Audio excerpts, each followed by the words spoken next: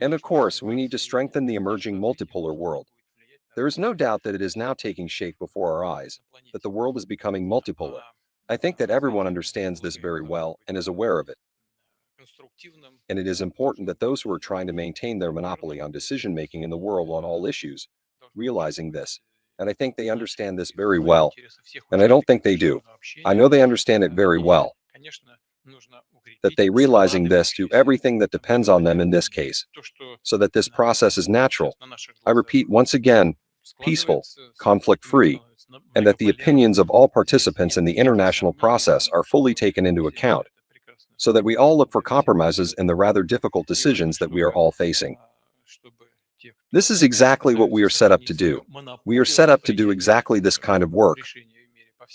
I have said it many times, and the President of China has emphasized it. Our interaction, our cooperation, our strategic partnership with China, Russia, and China is not directed against anyone. It is aimed at one thing, to create better conditions for the development of our countries and to improve the well-being of the peoples of China and the Russian Federation. How did your informal meeting with Xi Jinping go, which, as your aide said, was held in a very small group, but it was attended in particular by Defense Minister Andrei Belousov and Secretary of the Security Council Sergei Shoigu? Did you touch upon the topic of Ukraine? What would you personally consider to be convincing evidence of Ukraine's readiness to negotiate? Earlier, both you and Foreign Minister Sergei Lavrov repeatedly said that Western partners can no longer be trusted. Yes, such a meeting took place. It was a small meeting. We did discuss many issues important for bilateral relations. The topic of resolving the Ukrainian crisis was touched upon. The President of the People's Republic of China outlined to me the main theses of what was discussed during his recent trip to Europe, outlined his position on Chinese peace initiatives. We have said many times we believe that China is sincerely seeking to resolve this problem, offering various options, behaving very flexibly, and in my opinion, sincerely seeking to resolve this problem. We have discussed this at some length. As for our counterpartners, so to speak, in this case it concerns the Ukrainian leadership and its overseas masters, first of all, the European ones. Well, we have talked about this many times. When our troops were standing near Kiev, we were told by our Western partners, you cannot sign documents if there is a gun to your temple from the opposite side. What should be done? From our side, we asked. We have to withdraw troops from Kiev. We did so. The next day, they threw all our agreements in the trash and said, well, now we'll fight to the end. And their Western handlers took the position now known to the whole world, to defeat Russia on the battlefield, to inflict a strategic defeat on it. It was not us who behaved this way. It was our partners who behaved this way. And this was said by officials, including the head of the Ukrainian delegation during the negotiations first in Minsk and then in Istanbul. The then Prime Minister of Great Britain, Mr. Johnson, came and recommended that Ukraine continue fighting. Otherwise, said Mr. Arahami, and he was the head of the delegation. Today, he is the head of the ruling party faction in the Ukrainian parliament. Otherwise, he said, all hostilities, military hostilities, would have been stopped a year and a half ago. In fact, he said this publicly, I think, at a meeting with journalists. No one doubts this as a matter of fact. That is, to summarize this part of the answer to your question. We have been deceived once again. Now we need to understand who and how we should deal with, who we can deal with, who and to what extent we can trust. We are, of course, now analyzing everything that is happening in this direction, looking, of course, at what is happening around the meeting in Switzerland, in Geneva, announced by everyone. I think they are meeting there. We are not going to discuss any formulas that we do not know, of course.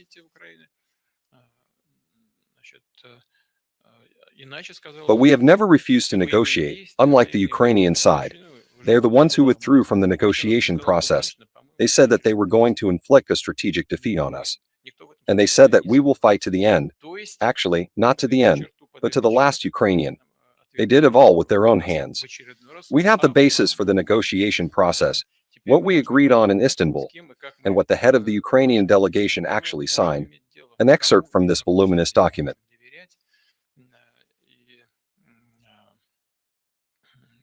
He initialed it. We have the document lying around with his signature on it. What additional conditions are there that we have never heard of and know nothing about? It is clear what the point of this event is: to gather as many countries as possible, then declare that it has been agreed with all of them, and then present it to Russia as an ultimatum. There will be no such development. In continuation of the topic of Ukraine, yesterday, Zelensky visited Kharkiv and held a meeting of the Council of Ministers there. At the same time, we are seeing active fighting near Kharkiv, and our servicemen seem to be succeeding. Not seemingly, but they are succeeding. Every day they are moving strictly according to plan. So what is the plan? Is our goal to capture Kharkiv, or is it to create the sanitary zone that you mentioned earlier? I do not know what the head of the Ukrainian state said. I only know that in the end it is their fault for what is happening. All of today's authorities in Kiev have a coup d'etat as their source. This is the source of today's power in Ukraine. First.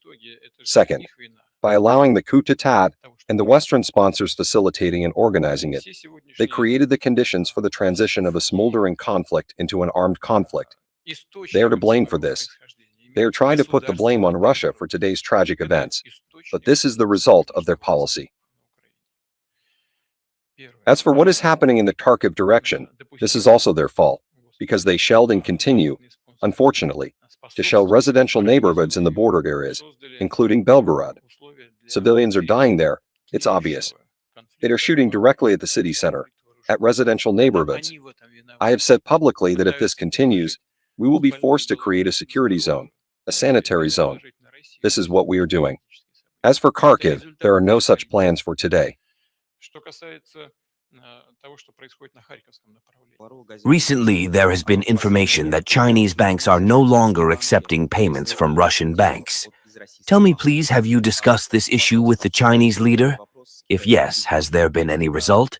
And was it possible to agree on a possible settlement scheme that would not be affected by Western sanctions? Thank you. Tertiary sanctions or sanctions against third countries, participants in economic activity, are of course doubly or triply illegitimate, because if they are adopted without a decision by the UN Security Council, they are generally illegitimate. And with regard to third countries, this goes completely beyond common sense. By the way, such sanctions are applied by the same Americans or Europeans against even their allies mutually. The Europeans do not apply sanctions against the Americans, but the Americans take such sanctions against European economic operators and often bring them to their logical conclusion. Not only in relation to Russia, but also in relation to other situations and other countries. This is practice, and the Europeans swallow it all, once again confirming their vassal dependence on the sovereign across the ocean. God be with them. But the fact that such decisions are taken, they of course cause direct damage to the world economy, not only to the countries against which such decisions are taken and the economic operators of these countries, but also to the world economy as a whole, to the energy sector and other spheres of economic activity. First of all, issues related to settlements are discussed at the level of participants in economic activities. Solutions are possible. They are there. Of course, they should be supported at the state level in one way or another, and I hope this will be the case. It is possible to understand the motives behind the behavior of major financial institutions. No one wants to incur any losses in connection with, even if illegal, actions of the US authorities. But I have to say, I have already talked about it, and I want to repeat it.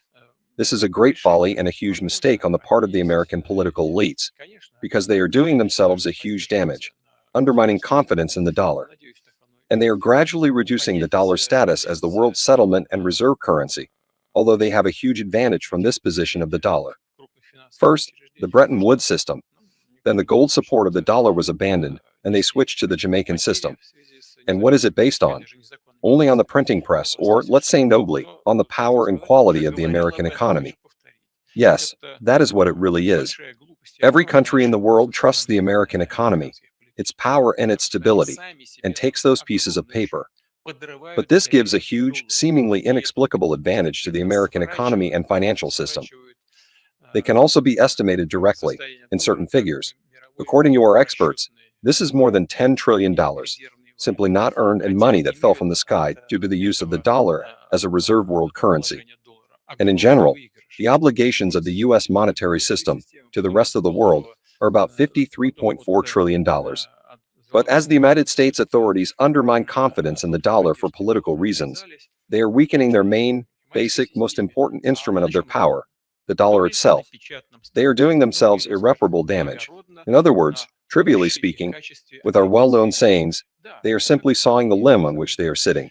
It's a terrible folly, but they can't stop. There are disadvantages for us in that we are forced to look for other opportunities.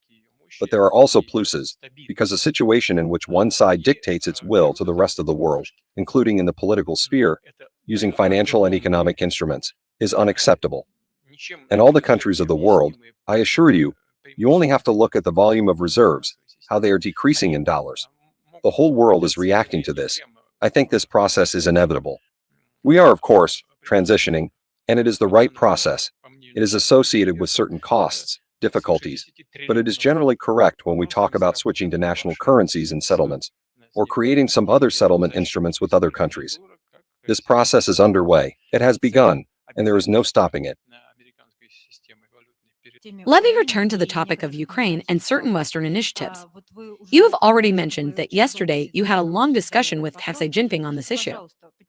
Please tell me, did the topic of Macron's initiative to declare an Olympic truce come up? In your opinion, is such an Olympic truce possible now?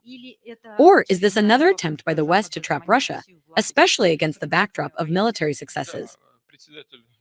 Yes, President Xi Jinping told me about it. We discussed it with him. We just kind of touched on it. What do I think about it? The first thing is that these principles of Olympism, including the Olympic truce, are very correct. It is no coincidence that they have been worked out by the world community for centuries. True, few people and when adhere to this principle, with the exception of ancient Greece. But in general, the idea itself is very correct and constructive. The question is different. The question is that today's international sports officials themselves violate the principles of the Olympic Charter. They politicize sport, which is absolutely unacceptable, bearing in mind the purpose of sport as a platform for people to communicate and to find compromises in the course of this communication, and on other, including political issues. They themselves violate, including in this case with regard to Russia, by not allowing our athletes to perform at the Olympic Games with their banner, their flag, and their national music and anthem. They violate with regard to us, but they want us to follow the rules that they dictate to us. Does this not occur to anyone? Does it conform to any elementary norms of justice? It's nothing like that. They violate themselves, and they demand that we do the same. Dear friends, we will not get far this way. No one has ever agreed on any issues this way. In order to demand or expect something from others, we need to fulfill these rules ourselves. And in general, sport is certainly developing and will continue to develop. I don't know how the Olympic movement will feel today under the leadership of such officials. If they put money at the top of the agenda and make it the main principle of their activity, as in any commercial enterprise, the main goal of which is to make profit, if this will be at the top of the agenda, then nothing good can be expected in the future of the Olympic movement. See, it's just become a for-profit corporation. It's all built on what? Receiving money from sponsors, from big news companies for broadcasting. In general, it is a whole enterprise to profit from sports competitions. Still, the principle of Olympism is different, in humanitarian principles. This week, the U.S. imposed duties on a number of Chinese goods: chips, semiconductors, metal, solar panels, and most importantly, raised the duty on Chinese electric cars, I think 4 times, up to 100%. Can this be considered sanctions against China? Does cooperation between Russia and China help to counter such attacks? Of course, on the surface it looks like sanctions, but to a certain extent, these are already elements of economic warfare. This is not the first time they have been applied. By the way, politics, the nature of relations between Russia and China, and the situation in Ukraine, I assure you, have nothing to do with this. These are simply elements of unfair competition. We were making the MS-21 airplane. They simply refused us certain components that we had agreed on, which had nothing to do with military production. Certain components were to be inserted into the wings, and that was it, putting us on the sanctions list, and on a list that has to do with military production. But there was and has nothing to do with military production. Yes, we lost time, and this production was delayed by 6 months or so. But we made these components ourselves, the harnesses for the wings. We did it, and well, and even better than American-made ones in terms of quality and durability of their use. The same result will be achieved here. I was saying at a meeting with students just now why we have imposed such restrictions against the Chinese car industry, electric cars. Yes, because they are better and cheaper than European and American ones. That's all. They just kill the competitors, in this case the Chinese competitor. They don't let them into their market. It's a prohibitive duty. And in Europe, of course, the same thing is happening. As soon as a country, as we often say, the center of world development, any center rises, becomes more competitive, they immediately check and put it down, try to do so. Can Russian-Chinese cooperation somehow counteract this? It can. But in order for this not to happen, they interfere in financial wiring, because we could buy more. And since they create problems in money transfers, we are restricted in purchasing these products. Can something be done about it? We can do something about it. We will develop joint productions. It takes time, just like we did with components for aircraft. We moved everything to the right for 6 months. Well, it is the same here. We will make joint productions.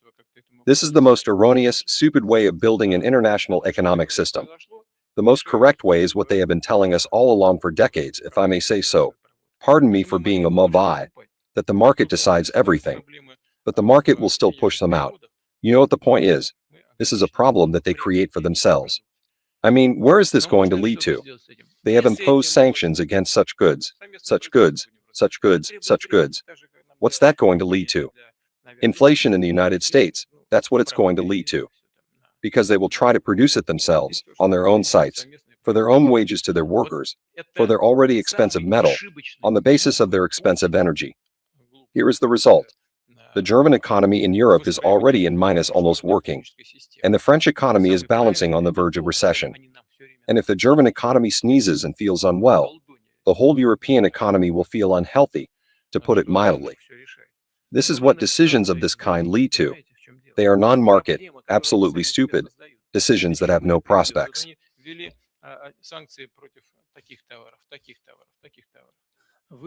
Tell me, please, under what conditions could you still take part in a peace conference on Ukraine in Switzerland, if, of course, such an offer were suddenly made to you? Thank you. Well, politics does not tolerate the subjunctive mood. If only. We will not go on from here. You know what would have happened in other cases. But there is no if only. They don't invite us. In fact, they say they don't see us there. What are we going to talk about then? Well, if you do this, we're kind of asking for it. And if you do this, and if you do that, then we'll make these decisions. Well, if they don't see it, don't. Number one. The second thing that is very important is that we are not going to discuss from the center of the field what we do not know. I told you, we have been conducting painstaking negotiations for a long time, almost a month and a half, first in Minsk, then in Istanbul, and we have reached certain compromises. The Ukrainian side has signed an extract from these documents. It's a thick, big one in itself, but the extract, the issues of principle outlined were initialed by the Ukrainian side. But we have been working on it. Now we have some formulas based on what? On wishes, not the real situation. Well, this is impossible to discuss. But we are ready to discuss it. We never said no. I just said it. It's not a joke. I didn't invent anything. As soon as the troops were withdrawn, the Westerners immediately told Ukraine, do not sign. Fight. They took a visor, they did it. But we were immediately told, now you will fight to the last man. That's what we were told. There will be no more negotiations. Now they see that it's not working. Maybe it will work to the last man. But it doesn't work to inflict a strategic defeat on Russia. And they see that. Now they're squealing. Let's have an urgent conference. Please. Will Russia participate? We're ready to participate in the peace talks. But you are not invited. Here's a movie for you. Hello, here we are. And Russia is accused of not wanting to participate. So we are not invited. And you ask, on what terms? What am I going to put forward conditions now and ask to go there, if they don't see us there? What do they want to do?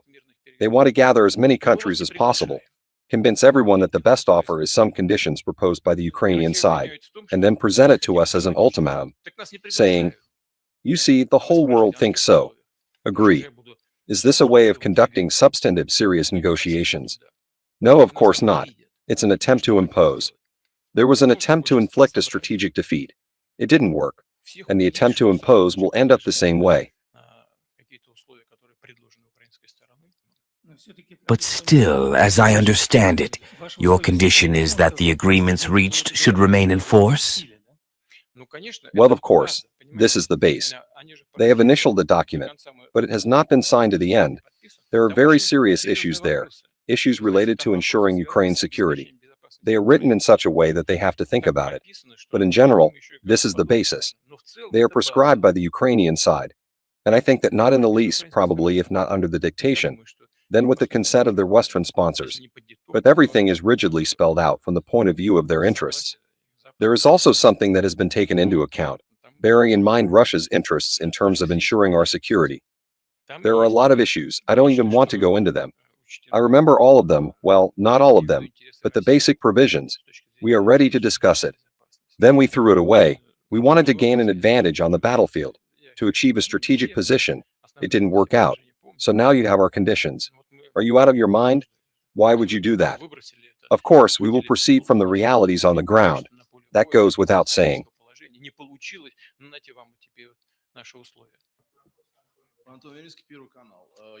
I'm talking about China and the supply of hydrocarbons from us to here. Has an agreement in principle been reached on the Power of Siberia 2 project? When will construction start? This year or next year? And did they talk about the possibility of increasing supplies in general? Yes. I am not ready to say anything about technical details, but both sides have confirmed their interest in implementing these projects. Because the Chinese economy is growing, it requires, accordingly, an increase in energy resources, which are necessary to support this growth. There is nothing more reliable. I think this is an obvious thing, and supplies from Russia. We have a huge common border, and no one will interfere here, neither sanctions against the tanker fleet, nor sanctions against even financial institutions. We will buy and sell everything in national currencies. Therefore, the interest on both sides is confirmed. On the one hand, the interest in obtaining additional volumes, on the other hand, the interest in selling on the Chinese market. This is always a complicated process. The question is about prices. The question is who will earn how much. But strategically, we are absolutely interested, both one and the other country, in implementing these projects, and we will do it. Gazprom and our oil companies will certainly come to an agreement. There are different routes. One of them is through Mongolia, and both gas and oil pipes can be laid in the same corridor. Specialists have to decide how best to proceed. It is possible to use the Northern Sea route. Bribe a tanker fleet and establish the Northern Sea route, in fact, almost like a pipeline. All options are possible. They are all acceptable and economically feasible. It is necessary to choose the best ones. I am sure that this work will also be completed.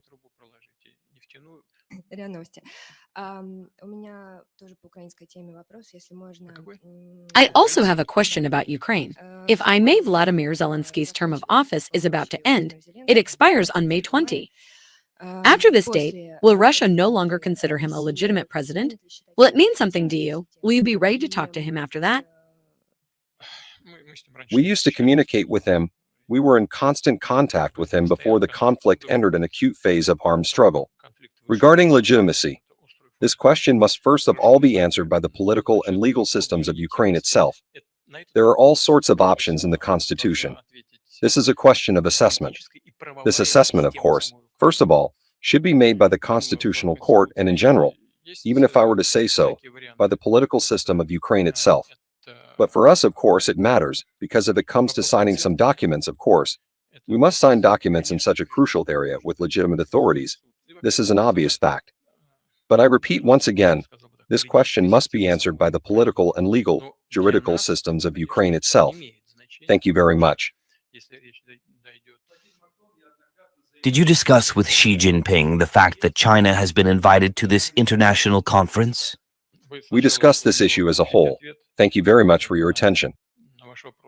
About the French army in Ukraine. I am not the French president. Why are you asking me? I am not making a decision. Mr. Macron has repeatedly said that he is ready to send troops there.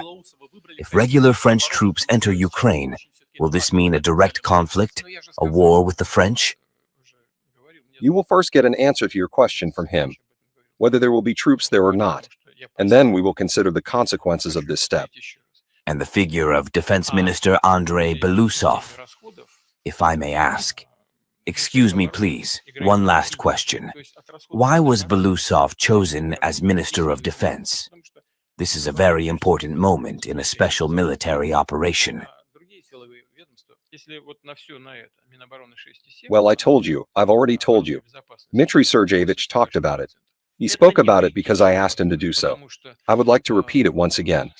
The level of defense spending, just on the Ministry of Defense, is 6.7% of GDP this year.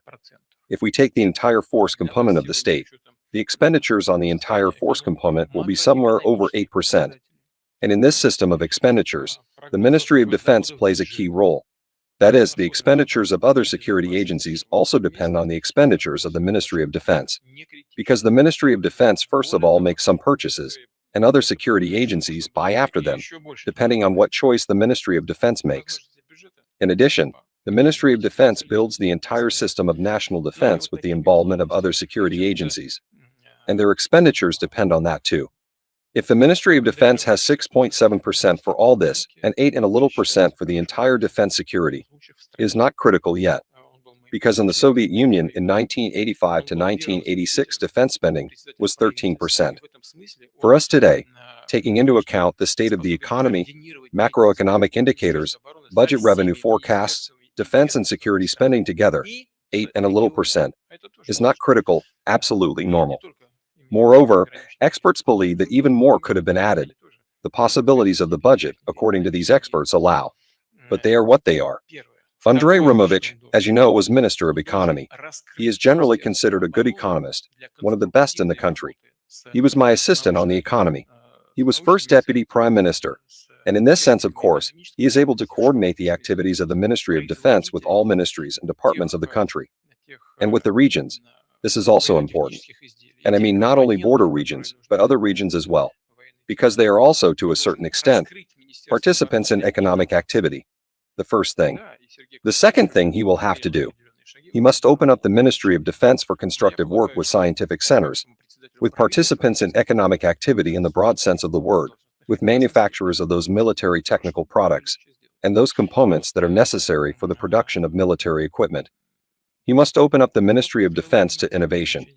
Yes, and Sergei Kuzovich Shoigu has already taken certain steps in this direction, made the first steps. But I believe that it is simply easier for a former Deputy Prime Minister of the Russian Federation, even given his official duties in the recent past, to do this. These were the motives for appointing him to this position. And Sergei Kuzovich, you have seen, it was all public. He often visited enterprises, looked at them. He knows and understands what is going on. He knows the needs of the armed forces for the medium and short term, and he understands the capabilities of the industry. To a certain extent, he was involved in our contacts with foreign partners in military technical cooperation, because the Federal Service for Military Technical Cooperation was under the Ministry of Defense, and he actually led it. Therefore, he will have a huge layer of work. It is all combined.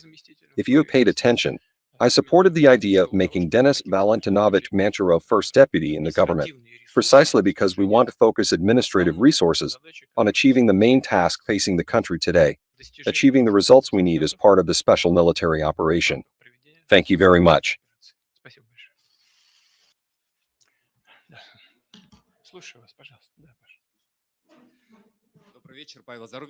Your visit here was, without exaggeration, followed by the whole world. There was a flurry of reports, a flurry of publications. But apparently everyone realizes that the future of the rapidly changing world depends to a large extent on the positions of Russia and China. Following your talks here in China, I would like to know whether Moscow and Beijing have a common understanding of what the future system of international security and international politics should be. First